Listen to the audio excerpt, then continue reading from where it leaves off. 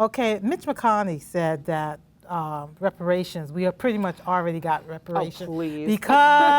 Because we already have a black president, and that was part of reparations. He talked about the Civil Rights Act. He talked about all of this that he thought that we got through acts and so forth through the 60s and 70s and what have you. What do you think about all that? What do you think about reparations, period, and especially what he said? Well, I mean, and I'm so happy we're talking about this because I usually don't verbalize this publicly, but today is that day for me to do so. As, first of all, a Haitian American woman, let me share that Haiti, in many years ago, like, because, you know, we've had our 215 years of freedom as the first freed black colonization, right, of slaves and things of that nature. As soon as we got our freedom, we had to pay France back trillions of dollars. See, a lot of people don't know about that. They don't know about that. And it appears that you all still pay for it. We are. Yeah, go ahead. The Democrat, like the structure of Haiti is so messy. The people in policies, the government officials, everything is still upside down because we are at such a disadvantage. And I don't know everything about history when it comes to my people's country because I just literally found out all of this information not too long ago myself. However, what I can say is since learning about the past, it made me open up my eyes about what's happening in America. How dare this community say that black people receive their reparations when the black community is still struggling, there's still redlining going on. Look at Manhattan, built by black slaves. They threw the black bodies in a grave, in a pit. Nobody knew who they were. Now you have an African-American kind of like museum to identify some of these people that were thrown into the pits. Right. But at the end of the day, where is the reparations? Where is the money? And the properties. You can make money all day, but we are owed properties. And I say we because I'm going to be right up there like getting my reparations to my Haitian American self. What do you think about Erilyn? I mean, I will point on what you said, and I agree. And, you know, this happened like not only in Haiti, but also like in Puerto Rico. We have this debt that we're supposed to be paying. Why is that? You know, do you know why? Because I don't think people really understand the history. I don't, you know, who's coming up, you know. Yeah.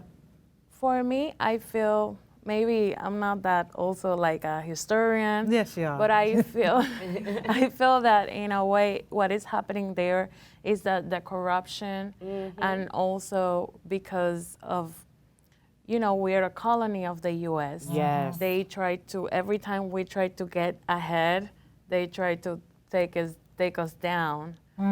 And right now what is happening is that we have this big debt, but they don't want to do anything. And they approved this thing called promesa, which they shouldn't. And it's really hard to understand. For me, is that the government of Puerto Rico basically have a lot of politicians that they start like to rob, and then now that money have to be paid by the people. Okay. Which it shouldn't be like that. Right. It appears that it's happening everywhere in the African diaspora. Yes. Every time, you know, it seems like it appears. Now, y'all could call in. 212-757-1393. But it appears that when we're trying to get up there, get balance with everybody, something comes and just pulls it down. Because I think of Black Wall Street. Thank you. You know, I think about, Black Wall Street, and like you said, redlining. Yep. And all of that, you know. Do you all think we're going to get reparations? I honestly pray that we do, because let's think about the fact that we didn't think we were going to ever have a black president. And even though President Obama, quote unquote, didn't fulfill everything that we wanted him to fulfill, but let's be realistic, like he didn't have himself to just answer to, he has a whole government to answer to. But for the mere fact that we were able to see that in this lifetime, I believe we will get reparations. Plus, we have a new generation of millennials, as well as fighters, as well as people that are saying enough is enough. Look at Maxine Waters, for example. Auntie Maxine is taking back her time, but she's also taking back what's ours. And if anybody knows anything about her, and I'll say this, I was recently in beautiful event with her where she spoke, and I just had tears in my eyes from the minute I got there, because I got there a few minutes late, and literally to the minute I left, because she gave me hope again. Maxine Waters has been in this game fighting behind the scenes for a while. And what's funny about her is she admits when she's wrong, she knows when she has messed up, and she will do everything in her power to change things. And so that's what she said at this event that we were at, and she wants to make difference and change, especially for us. Okay, we're gonna try this video one more time and see what happens. One more time, guys, one more time. Okay. Actual hearing before? No. What was it like? There was no possible way to prepare for it. It was completely dizzying. I think the particular intensity, I mean, as I was joking, well, you see I still have the same suit on, so I mean, that's a statement. I apologize, Black. But it was dizzying. I mean, and I think the particular energy around this one. Well, we are still having some really serious problems with the computer. So we're not going to deal with the videos anymore. I think we're having a great conversation without the videos. So 212-757-1393. 212-757-1393. What do you think of your take on reparations? Do you think Black people as a whole, part of the African diaspora, should get compensated for their work? It's worth now, in today's terms, trillions of dollars. That's right. I believe in the beginning of the 1800s, if I'm not mistaken, 1828, around that time, it was worth billions. You know, the southern countries, the southern states that legalized slavery and all that, they made millions, lots of money. This whole nation was built on the back of slaves. That's right. 212-757-1393. So, like you say, you think that we're going to get it. Yeah, it's going to be an uphill battle. Yeah. It's going to be a big fight. Hopefully we'll get it in my lifetime. But I mean, I feel that it's good that these things are happening and that people are talking, and also how you said that millennials have like all this power right now. And I feel that right now it's like people are talking, people are organizing, and since like a young age. So I feel that that can also help and say we are here and we, you know, we want back what our ancestors are being fighting for. So. Do you think the people, the Black people, I hate to say it like that, but do you think the people that are going to the House talking, they are qualified to talk about reparations? I think what Mr. Coates did was just great, you know, everything. But there are people out there, one comes to mind, I just know of him, Dr. Claude Anderson. He has written books about reparation, about money, power, and all that. And I think people like that are really the expert on reparations. And they're kind of like tuning them out. I think what happens with, and of course I've done my research as well a little bit, but obviously I have a very full schedule. But with the research I've done, I've realized a lot of times the people who are the most experted or the most knowledgeable in certain areas, they are tuned out because they have the most power. And think about it like this: anytime you've seen anything happen in our communities and in our government, etc., typically the Black person that stands up for justice, righteousness, etc., they're taken out. They're killed. Right? I don't know if you guys have noticed this trend from Malcolm X to Dr. King to, oh my God, the list goes on, Medgar Evers, like all these people that were knowledgeable, they were forceful, they knew what they were talking about, they had people behind them, they were martyred, like they were killed. Let's take this phone call. Caller, you watching SISTAH TALK TV show. Where are you calling from and what do you have to say? Yes, hello. I'm from the Bronx, Beverly, and I'd like to say on my respiration. Yeah, got it. Yeah. Okay, I think I finally got it right. Okay, I guess I'll go back into history because I was fortunate to have some studies with Dr. Clark at Hunter College. Okay. The restoration, to begin, we came as slaves in 1619. It's been 400 years, right? Right. Centennial, 400 years. That centennial is 100 years. Right. And the reparation is we never received boots or bootstraps. We were always in all the wars. We were first to die in the Revolutionary War. We were there for the Civil War. We were there for all the other wars. And however, when we did win our freedom, we were 400 million Africans that was here in time of 1860 or 1865. Over maybe 700,000 of us or 500,000 of us fought in the Revolutionary War, and over 250 or 300,000 of us died in the Revolutionary War.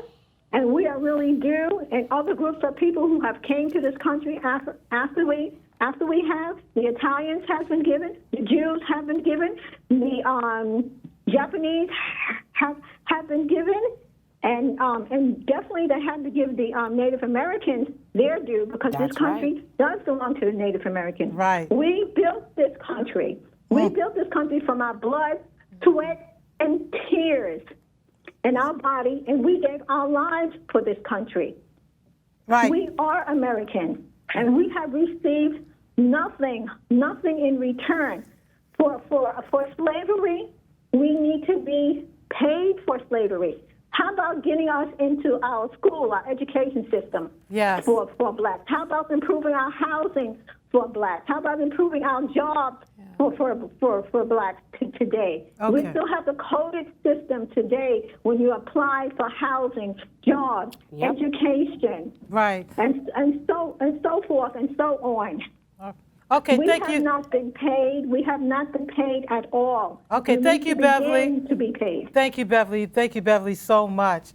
Well, that was very emotional. That was a very emotional statement, Beverly. And I think you speak for a lot of people when you say this. Let's get with the black immigrants. Okay. Okay. Let's get real about the black immigrants. Should they receive reparation? And out in the United States. Right. And before you answer that, I think of Shirley Chisholm. Oh, yes. I think she's first generation born immigrant. I'm not sure where she's from, actually. More than likely, probably Jamaica. I'm Jamaica, thinking. the Caribbean, and so forth. I think of Marcus Garvey. Oh, yeah. I believe Malcolm X's father. Was he Caribbean? I'm not sure. I mean, I'd have to go back and check. Yeah, that's something to check on that. But I think of all these people that contribute to America and all that. Before, I just want to throw that out. What do you all think about the black immigrants receiving United States compensation? I would like to say this. Let me even backtrack further, actually. Before I think anybody receives reparations, we need to have financial literacy and literal courses on how, when we get this money, I say we because I feel like we are going to get this again in this lifetime. I'm putting it in the atmosphere, in the universe.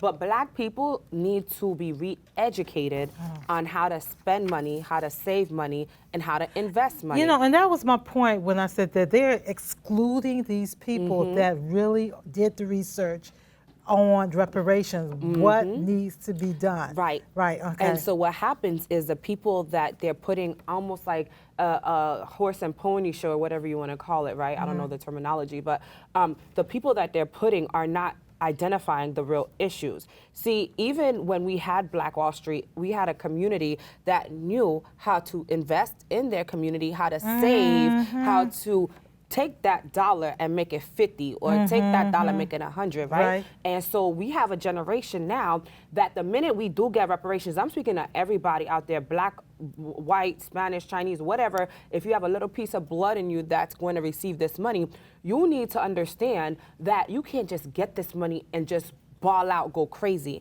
And one of the things about Black America, and I could say it because I'm, inundated in the community as well as having my Haitian background, Black Americans love to splurge on foolishness. Let's keep it 100. Not everybody. That happens in my community In too. the Spanish community too, but I'm going to identify because we're talking about reparations for the Black community.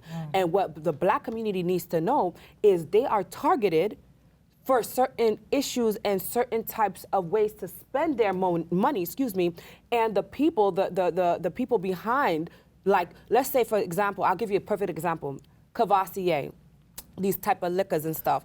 Do you remember when it first came out, when the rappers are the ones that put out these cognacs out there, cognacs, whatever, out into the community? Do you know that the people that make Hennessy and all these other top-of-the-line cognacs and all these Cavassiers or what have you, when they found out that Black Americans were putting this music and this liquor together, they were appalled. Just like Tommy Hilfiger, when he found out the majority of the people that were buying his clothing. That's new to me. I didn't know that. So I can give you more information after the show and everything, and I will link you up with the people with all the research, right? AKA Bob Law. I don't know if you've heard of him. Yes, I do. Let me tell you something. He's come here, not in the show. But we can get him here, because when I heard that, I almost cried, because this is the second part of that. When they found out that Black Americans were putting their music and their, cognacs and what have you together, they were appalled. But guess what? They didn't want their brand being represented in such a light. However, they didn't care about taking that money back, though. No. You understand? No. They pocketed, and they made a 300% plus increase in selling their beverages through the music and through the rap game, but they didn't want to be associated, but they kept all of that money. 212-757-1393. We're live. You're watching Sister Talk TV show, and what we're doing, we're talking about reparations. The Black African diaspora, should they get reparation as a whole in this United States of America? 212-757-1393. You know, when they first started really getting deep in reparations, my take was this. I don't care, just give me my money. It's none of your business what I do with it, Right. But now that I'm older and I've been on the show and wiser, like you said, and been a victim of credit card predators and all that stuff. I think as a whole, I think we do need that. Caller, you watch the Sister Talk TV show. Where you calling from and what's your name? Yes, I'm calling from the Bronx. My name is Karen. Hey, Karen, how are you? I'm fine, sisters. I was just watching and still watching the Sister Talk. Yeah. And I wanted to say, all three sisters, y'all hit on issues that is so real. Haitian sister talked about reparations, that one day we will be getting reparations. Just like I thought one day I'll never see a Black president. I'm 62 years old, retired city worker, and I lived to see a Black president. So I believe down the line, yes, we will be reparations. The Jews got reparated. Every other got reparations except Black people. The Haitian sister is correct on everything, talking about financial. We need to teach financial classes, because we are the consumers. We the ones that line up to wait for sneakers to be released. They will line up that night to wait for a sneaker store to open to get Michael Jordan and everybody else's sneakers. But what do they do for the community? This is what I'm talking about. Thank you, Karen. And continue to keep watching. The good day. There's power in numbers. Until we get together and teach our children, it takes a village to raise a child. All of us. Teach them. They're not teaching it in a public school system, but it's up to us. That's right, Karen. Thank you, Karen. Thank you, Karen. Thank you. We have another call. Caller, you watch the Sister Talk TV show. What you have to say? Hi, my name is Howard, up here in Harlem. Hey, Howard, how you doing? Okay, how you do, ladies? All right, what you have to say, Howard? Well, first half of the reparations question is, of course, yes. The second half is the country has to change its attitude. Because as long, you're all politically astute. You know, as long as Donald Trump and Mitch McConnell have those positions, it's not going to happen. Do you really think the Democrats going to cave in? You really think that they are going to give us what we deserve? Some Democrats, but the problem with political, the way it is now, is in the United States Senate, you need 60 votes for anything because of the filibuster. So you have to get rid of Donald Trump, you have to get rid of Mitch McConnell, you have to have a majority of Democrats in the Senate to stop the filibuster from the Southern senators. And then it's still an iffy question because, like, you're right, some of the senators who are Democrats down south, they may not vote for it. It's going to be, I think it will happen eventually, but the attitudes have to change among our elected officials, and that's a big job for all of us to first get rid of Donald Trump, then get rid of Mitch McConnell, and then try to have a number of Democrats in the Senate, because the House is getting better with Nancy Pelosi and all that. But the Senate is the problem, and you need both bodies, and then you need the president to sign it. Right. So you really have to get a lot of other people in office, but you have to keep it on the front burner and keep it in their face constantly. Okay. And then hopefully the political climate will change, and we'll have different type of people in office. Okay, thank you, Howard. Thank you so much for calling in.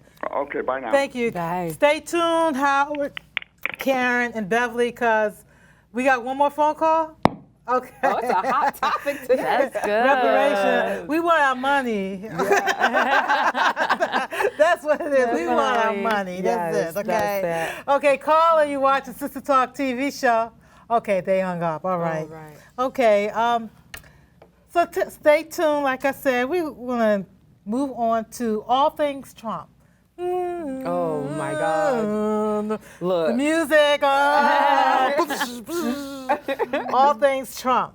Okay, we got the Iran strike. We got the impeachment going on. We got can a woman beat Donald Trump going on? And we got the sexual harassment going on. But okay, we're gonna take this phone call before we get into that, and then we have to jump into all things Trump. Okay. Caller, you watching SISTAH TALK. Say hello to my guests. Caller. Hello. Hi, you watching SISTAH TALK TV show. Hi. Say hello to my Let me guests. mute my TV. Yeah, let me mute it. Can you hear me? Yes, I can hear you. Okay. Can you hear Thanks us? for taking my call. Yeah. Yeah. I just wanted to piggyback on what the prior caller What's just your called name? in. And What's your name? my name is Frida. I'm in Harlem. Frida? Frida Harlem. Frida. Oh, all right, Frida. Okay. What do you have to say? Yeah. Well, I think first I'd like to piggyback on the previous caller. Sure. And they brought up Trump and what's not going to happen.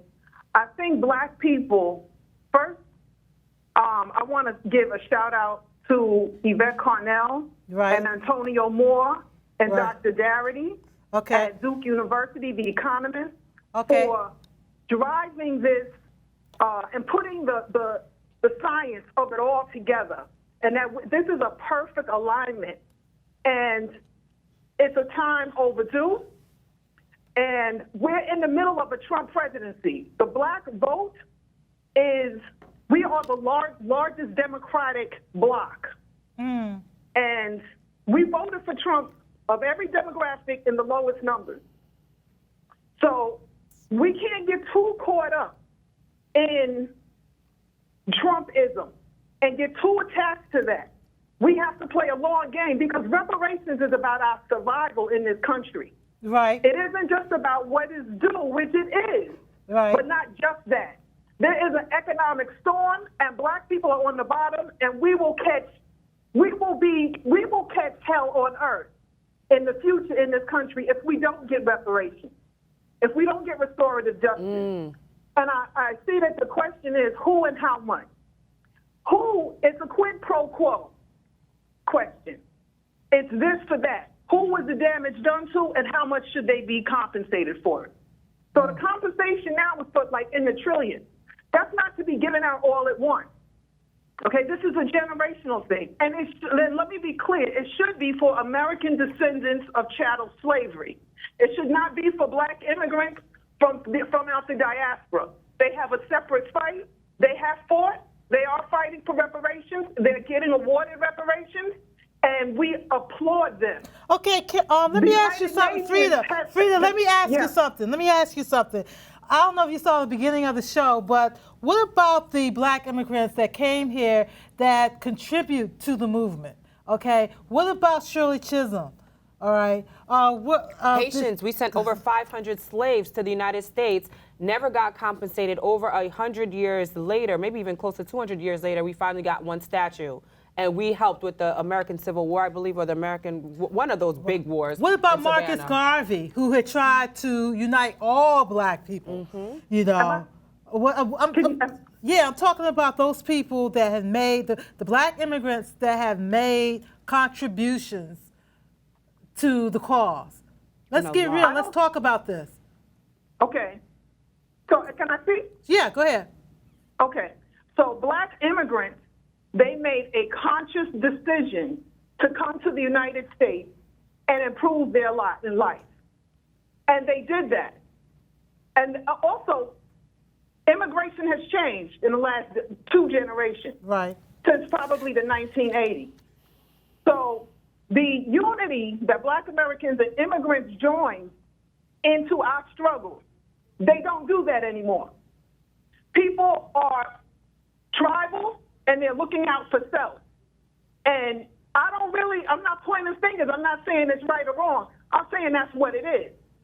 But to point out Shirley Chisholm or to point out Marcus Garvey, nobody took subtract anything from them at all. But they were not enslaved, and they didn't build the strongest nation the world has ever known. Okay, we got somebody. Go ahead and talk. So I actually concur with everything you're saying, Frida. Actually, I understand exactly what you're saying because when people come to this country, they are coming for a better life. But don't forget, we all were taken from Africa, right? And we were just dropped off at different places. No, but we were sold by Africans. I'm sorry to cut you. We were sold by Africans. Let's get that also in context. Well, okay. Absolutely. So if we want to go back even further, I wasn't there hundreds of years ago when the slave trade did occur.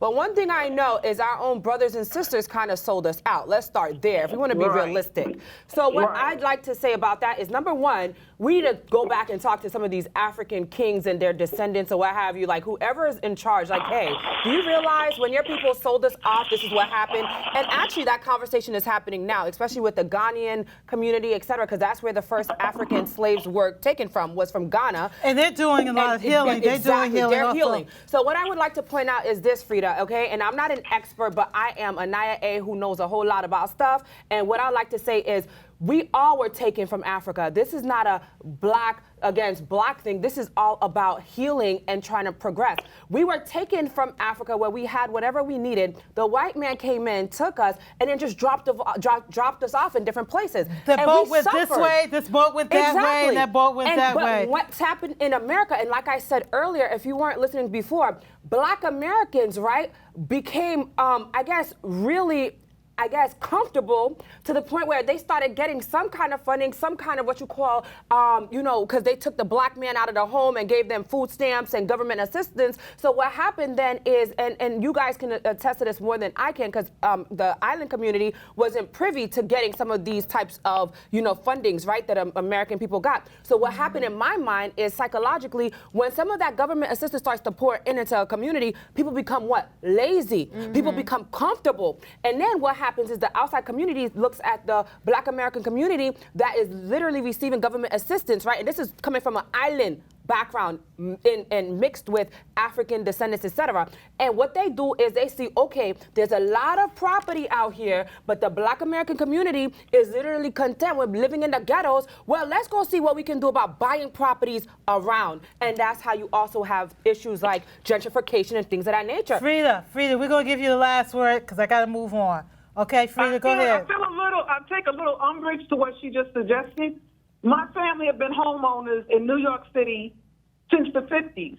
So you're not saying anything that is like, well, the immigrants, what we get is that trope all the time. The immigrants work hard, they struggle. No one is arguing with immigrant energy and that hunger to come to this country and build a better life.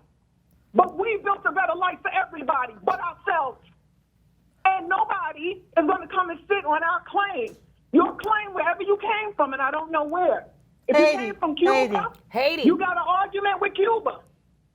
Okay, Frida, I hear you and I feel you and I understand where you're calling from. Matter of fact, can I give you my website? You could actually hit me up if you like anytime, Frida. We could actually continue this conversation too at another time. But you can take my website and email me there, freedomentertainmentgroup.com, www.freedomentertainmentgroup.com, or call me 833-334-6468 extension 4, because I love this type of conversation and I want to be more educated. And I'm not saying every black person doesn't have property. Just be clear on that, Miss Frida, okay? I'm just saying when the outside community sees that there's an unproportionate number of black Americans living in these ghettos, and they say, and this is what I've heard, and I'm not saying this because I understand the psychology, because that's what I studied. I understand people.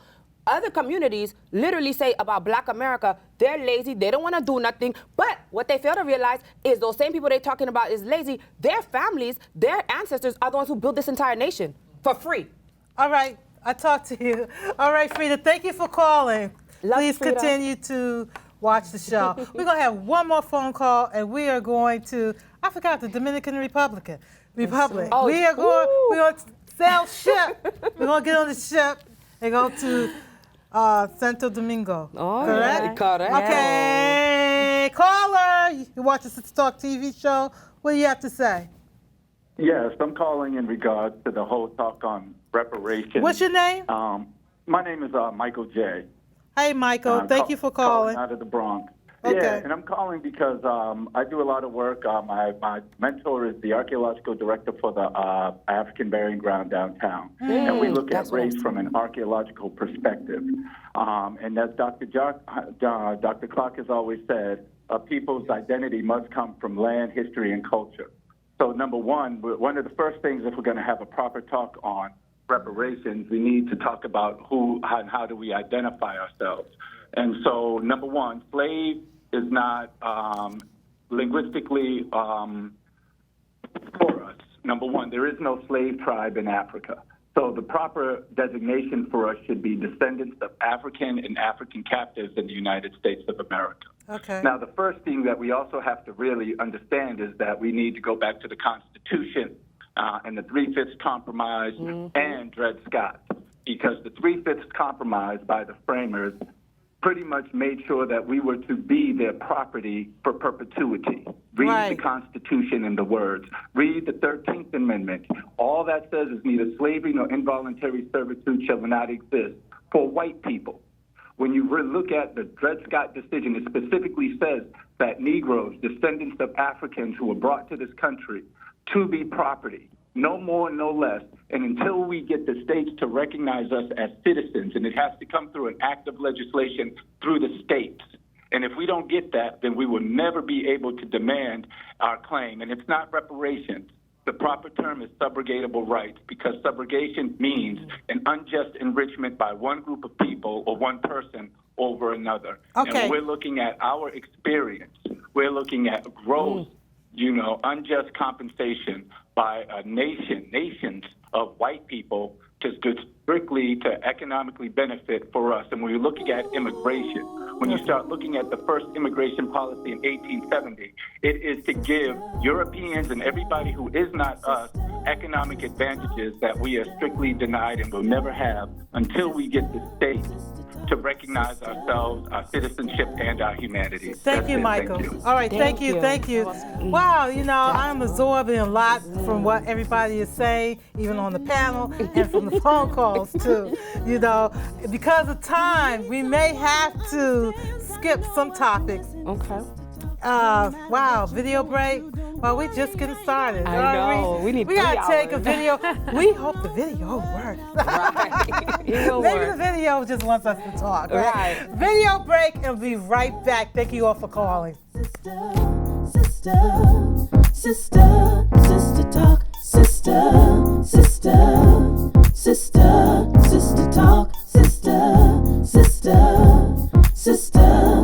Ooh, sister talk.